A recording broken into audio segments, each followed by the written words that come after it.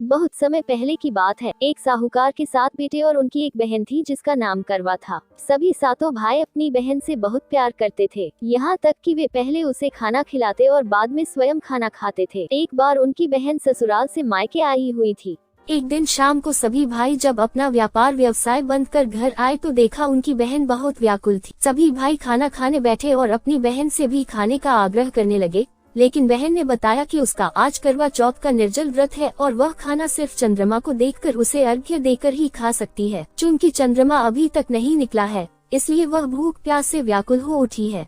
सबसे छोटे भाई को अपनी बहन की हालत देखी नहीं जा रही थी। उसने एक प्लान बनाया और दूर पीपल के पेड़ पर एक दीपक जलाकर चलनी के पीछे रख देता है, जो दूर से देखने पर वह ऐसा प्रतीत होता है कि जैसे चतुर्थी का चांद उदय हो रहा हो। इसके बाद भाई अपनी बहन को बताता है कि चांद निकल आया है, तुम उसे अर्घ्य देने के बाद भोजन कर सकती हो। बहन खुशी के मारे सीढ़ियों पर चढ़कर चांद को देखती है, उसे अर्घ्य देकर खाना खाने बैठ जाती है।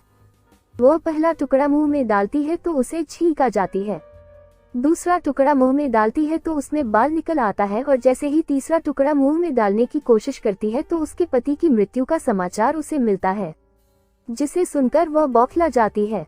उसकी भाभी उसे सारी सच्चाई से अवगत कराती है कि उसके साथ ऐसा क्यों हुआ। करवा चौथ का व्रत गलत तरीके से टूटने के कारण देवता उससे नाराज हो गए हैं और उन्होंने ऐसा किया है। सच्चाई जानने के बाद करवा निश्चय करती है कि वह अपने पति का अंतिम संस्कार नहीं होने देगी और अपने सतीत्व से उन्हें पुनर्जीवन दिलाकर रहेगी। वह पूरे 1 साल तक अपने पति के शव के पास बैठी रहती है, उसकी देखभाल करती है, उसके ऊपर उगने वाली सुईनुमा घास को वह एकत्रित करती जाती है। 1 साल बाद फिर करवा चौथ का दिन आता है।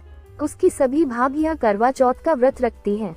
जब भाभियां उससे आशीर्वाद लेने आती हैं तो वह प्रत्येक भाभी से यम सुई ले लो, पे सुई दे दो, मुझे भी अपनी जैसी सुहागिन बना दो, ऐसा आग्रह करती है। लेकिन हर बार भाभी उसे अगली भाभी से आग्रह करने का कहकर चली जाती है। इस प्रकार जब छठे नंबर की भाभी आती है तो करवा उससे भी यही बात दोहराती है। ये भाभी उसे बताती है कि चूंकि सबसे छोटे भाई की वजह से उसका व्रत टूटा था, तब उसकी पत्नी में ही शक्ति है कि वह तुम्हारे पति को दोबारा जीवित कर सकती है। इसलिए जब वह आए तो तुम उसे पकड़ लेना और जब तक वह तुम्हारे पति को जिंदा न कर दे, उसे नहीं छोड़ना।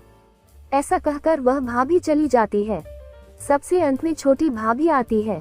करवा उनसे भी सुहागिन बनने का आग्रह करती है, लेकिन वह टालमटोल करने लगती है। इसे देख करवा उन्हें जोर से पकड़ लेती है और अपने सुहाग को जिंदा करने के लिए कहती है। भाभी उससे छुड़ाने के लिए नोचती है, खसोटती है, लेकिन करवा नहीं छोड़ती है। अंत में उसकी तपस्या को देख भाभी पसीज जाती है और अपनी छोटी अंगुली को चीरकर उसमें से अमृत उसके पति के मुंह में डाल देती है। करवा का पति तुरंत श्री गणेश कहता हुआ उठ बैठता है। इस प्रकार प्रभु कृपा से उसकी छोटी भाभी के माध्यम से करवा को अपना सुहाग वापस मिल जाता है।